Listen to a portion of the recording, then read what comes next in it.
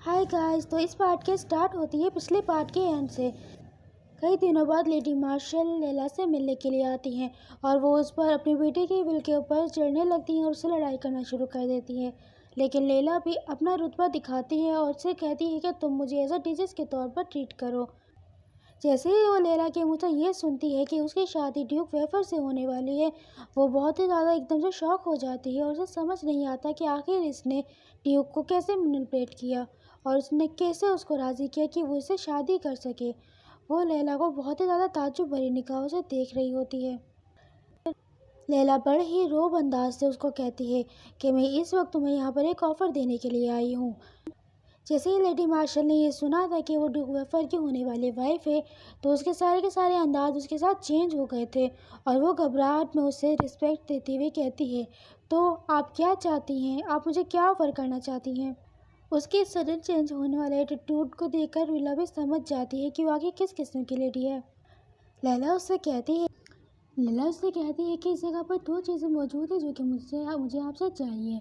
सबसे पहली चीज़ ये है कि मार्शल फैमिली के पास नेक्सम किंगडम जाने का डायरेक्ट पास मौजूद है जो कि मुझे चाहिए, और दूसरी चीज़ ये है कि मुझे हीरा की कस्टडी चाहिए। लैला के इस तरह के सवालों को देखकर थोड़ी सी लेडी मार्शल अजीब सा अंदाज में कहती है कि आखिर इसको ये क्या चीज़ें चाहिए। वो थोड़ा सा शकीन निगाहों में से उसको देख रही होती है और सोचती है कि ट्रेडिंग जो है वो निक्सन फैमिली के साथ सिर्फ हेरन फैमिली ही करती है और पैसे जो है वो कोई इतना ज़्यादा वैल्यूबल चीज़ नहीं है, और हालांकि हीरा भी उसके लिए कोई काम की चीज़ नहीं है। लैला उसे कहती है कि मुझे ये दोनों चीज़ें आपसे चाहिए, तो मैं इन दोनों के बदले में एक बहुत ही ज़्यादा अच्छी चीज़ आपको प्रोवाइड करूँगी। लेडी मार्शल उसको बेइंतहा बेवकूफ़ समझती है उनकी इसकी शर्तों पर और कहती है कि तुम बेवकूफ़ औरत, मैं नहीं जानती कि आखिर तुम ये चीज़ें मुझे ऑफ़र क्यों कर रही हो, लेकिन मैं तुम्हारी इन शर्तों से बहुत ही ज़्यादा डिसअपॉइंटेड हुई हूँ और मैं तुमसे कुछ और मांगने की उम्मीद कर रही थी कि तुम मुझे कुछ और मांगने वाली हो। और वो लैला से कहती है कि मैं तुम्हें सच बात कहूँ तो ये चीज़ें मेरे लिए कोई भी ज़्यादा मायने नहीं रखती, तो तुम आके मुझे इन दोनों चीज़ों के बदले में क्या चीज़ ऑफ़र करनी चाहती हो। लैला थोड़ा सा सर झुकाते हुए कहती है कि चलो थोड़ा सा सोचते हैं और तुम्हें इन दोनों की चीज़ों के बदले में क्या बेहतरीन चीज़ दे सकती हूँ। और वो थोड़ी देर सोचने के बाद फिर कहती है कि ड्यूक वेफर ने अभी हाल ही में मुझे एक ब्लैक मैजिक स्टोन दिया है जो कि अब वो मेरी मिल्कियत में है। मैं तुम्हें वो ब्लैक मैजिक स्टोन दे सकती हूँ, तो क्या ये तुम्हारे लिए काफ़ी होगा। उसके इस बात पे कहते ही थोड़ी सी लेडी मार्शल शॉक हो जाती है क्योंकि ये बहुत ही ज़्यादा वैल्यूबल चीज़ थी जो कि इतनी आसानी से कोई किसी को नहीं दे सकता।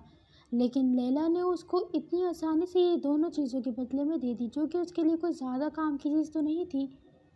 और वो लैला से कंफर्म भी करती है, तो तुम ब्लैक मैजिक मुझे सच में देने वाली हो। और वो अपने मन ही मन खुश हो जा रही थी क्योंकि एक ब्लैक मैजिक स्टोन बहुत ही ज़्यादा प्रीशियस चीज़ थी और वो अब उसकी होने वाली थी। और वो सोचती है कि तुम्हें नहीं मालूम कि तुम अभी क्या चीज़ खोने जा रही हो, तुम्हें बिल्कुल भी रियलाइज़ नहीं हो रहा। लैला उसे कहती है कि तुम क्या इन चीज़ों से सेटिस्फाई नहीं हो, लेकिन लेडी मार्शल वो तो लालची औरत थी और उसे इतनी बेहतरीन डील मिल रही है, वो उसको तो नहीं छोड़ सकती थी। तो वो कहती है कि नहीं, ये ठीक है, मैं इन दोनों चीज़ों के बदले में आपको ये चीज़ देने के लिए तैयार हूँ। और वो फ़ौरन अपनी मेड से कहती है कि जल्दी से जाओ एक कॉन्ट्रैक्ट लेके आओ। उसकी सर्वेंट भी अचानक से बहुत ज़्यादा शॉक हो जाती है, जबकि लैला भी बहुत ज़्यादा मुतमईन और खुश नज़र आ रही थी।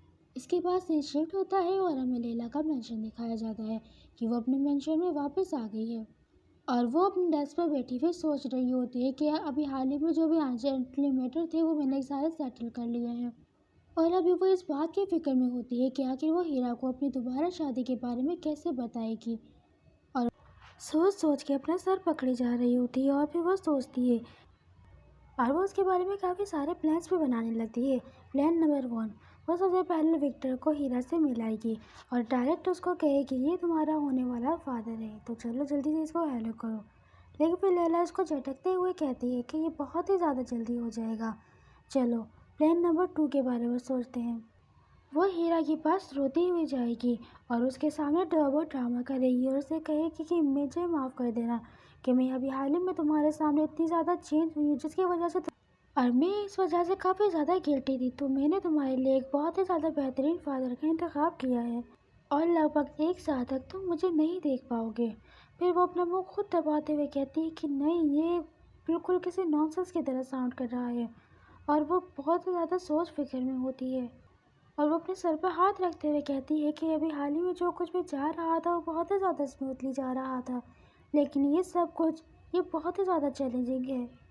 और इसके बाद वो इरादा बनाती है और कहती है चलो ठीक है, ज़्यादा ओवर थिंकिंग करने की ज़रूरत नहीं है।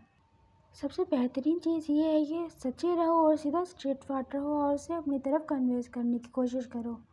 इसके बाद सीन शिफ्ट होता है। लैला हीरा को अपने पास बुलाती है और उसके सामने केक रखती है और उसे बोलती है कि जल्दी से तुम यहाँ पर बैठ जाओ। और वो उसे केक का पहला लालच देती है, क्या तुम इसे खाना पसंद करोगे? हीरा उस केक को देखकर बहुत ही ज़्यादा ललचा रहा होता है और वो फ़ौरन से कह देता है कि ऑफ कोर्स मैं इसको खाऊंगा। लैला भी कहती है कि ये मैंने सिर्फ तुम्हारे लिए बनाया है, तो तुम्हें जितना खाना चाहो तुम खा सकते हो। और वो एक पीस निकाल कर हीरा को देती है। हीरा उसको टेस्ट करता है। लैला उसको देख देख कर खुश हुए जा रही होती है और सोचती है कि मैंने इसके लिए जो बनाई है वो मेरी मेहनत वसूल हो चुकी है। ये बहुत ही ज़्यादा खुशी से इसको खा रहा है और उसे लग रहा था कि वही सब कुछ करने से हीरा को अचानक से जब वो बताए कि उसके फादर के बारे में वो तो शौक नहीं होगा। वो केक खाने के चक्कर में उसके मुंह पे काफ़ी सारी सी चॉकलेट लग गई है। लैला उसकी तरफ हाथ बढ़ाती है ताकि वो उसके मुंह से चॉकलेट को साफ कर सके, लेकिन वो देखकर हैरान रह जाती है कि हीरा आज भी उससे बहुत ही ज़्यादा डरता है और जब उसने उसकी तरफ हाथ बढ़ाया था तो वो कांप रहा था। उसकी इस हालत को देखकर लैला फ़ौरन से अपना हाथ पीछे की तरफ कर लेती है और उससे माफ़ी मांगती है और कहती है कि मैं तुम्हें टच नहीं कर रही हूँ। और फिर उससे परमिशन मांगती है, क्या तुम चाहते हो कि मैं इसे तुम्हारे लिए साफ़ कर दूँ? और फिर वो उसे एक हैंकी देती है। जैसे ही लैला उसको हैंकी देती है, हीरा उसको देखकर रोना शुरू कर देता है। लैला चौंक जाती है और उससे पूछती है कि हीरा आखिर क्या हुआ, तुम इतनी ज़्यादा क्यों रो रहे हो? हीरा कहता है कि मुझे नफ़रत है और रोते हुए उसे कहता है कि अब आप अचानक से मुझे इतने अच्छे से क्यों ट्रीट कर रही हो? और वो रो ही जा रहा होता है। लैला उसको इस तरह देखकर कह रही होती है कि ज़रूर ये नहीं जानता है कि इसकी मदर की बॉडी के अंदर जो सोल है वो इस वक्त चेंज हो गई है और यही वजह है कि ये इस वक्त बहुत ही ज़्यादा कंफ्यूज हो रहा है। लैला उसे ना बताने का फैसला करती है और कहती है कि हीरा मुझे माफ़ कर दो, तुम्हारे फादर यानी मेरे हस्बैंड की मौत के बाद मैं अपनी सही हालत में अपनी माइंड स्टेज पर मौजूद नहीं थी और इस वजह से मैंने जो तुम्हारे साथ किया वो सारी की सारी चीज़ें हो गई। लेकिन मैं आगे बात प्रॉमिस करती हूँ कि तुम्हारे साथ इस तरह के दोबारा काम नहीं होगा। उसकी इस तरह की बात को सुनकर हीरा बहुत ही ज़्यादा शौक में उससे पूछता है, क्या रियली? लैला उसे बहुत ही ज़्यादा प्यार से उठाते हुए कहती है, मेरे प्रीशियस हीरा। और फिर वो उसको गले लगाती है जिस पर हीरा और भी ज़्यादा फूट फूट कर रोने लगता है। इसके बाद काफ़ी देर तक वो रोता है और फिर लैला उसको उसकी सीट पर बिठा देती है। लैला उसे बड़े ही खुश अंदाज में कहती है कि मैं तुम्हें आज कुछ बताना चाहती हूँ। हीरा भी उससे पूछता है कि जी। लैला उसको बड़े ही प्यार से बताती है कि तुम अभी हाल ही में अपनी एक न्यू फैमिली को देखने वाले हो। हीरा बड़े ही ताज्जुब से उसे पूछता है, क्या एक नई फैमिली? लैला कहती है कि हाँ, मैंने अभी हाल ही में एक इंसान को देखा है और मैं उससे शादी करूँगी और वो तुम्हारे लिए एक बहुत ही ज़्यादा अच्छा फादर साबित होगा। जैसे ही वो फादर का नाम लेता है, एकदम से हीरा बहुत ज़्यादा शौक हो जाता है। लैला कहती है कि वो बहुत ही ज़्यादा काइंड किस्म का इंसान है जो कि तुम्हें बहुत ही ज़्यादा अच्छे से ट्रीट करेगा। लेकिन अगर तुम अपने फादर को नहीं चाहते हो तो तुम मुझे बता सकते हो और तुम्हारे पास सोचने के लिए अच्छा खासा टाइम है। हीरा एक काफ़ी ज़्यादा मेच्योर वे में नीचे हुए देखते हुए उसकी बातें सुन रहा होता है और फिर कहता है कि ठीक है मदर, मेरी मदर एक एंजल की तरह है और वैसे भी मेरे जो ओरिजिनल फादर थे वो बिल्कुल भी मेरी केयर नहीं किया करते थे। लैला उसे कहती है कि वो जेन्युइनली तुम्हारी बहुत ज़्यादा केयर करेंगे और तुम्हारी हर ख्वाहिश और हैप्पीनेस का ख्याल करेंगे। और अपने मन में कहती है कि वो बिल्कुल भी विस्काउंट मार्शल और तुम्हारे फादर जैसे नहीं होंगे। और वो फिर से कंफर्म करती है कि हीरा, क्या तुम इन सारी चीज़ों से ठीक हो? तुम वैसे भी हाल ही में उनसे मिलने वाले हो बहुत जल्द। इसके बाद सीन शिफ्ट होता है। लैला और हीरा एक बग्गी में बैठकर विक्टर के मेंशन जा रहे होते हैं। लैला हीरा से पूछती है कि क्या तुम नर्वस हो, जिस पर हीरा कहता है कि नहीं नहीं, मैं बिल्कुल भी नर्वस नहीं हूँ।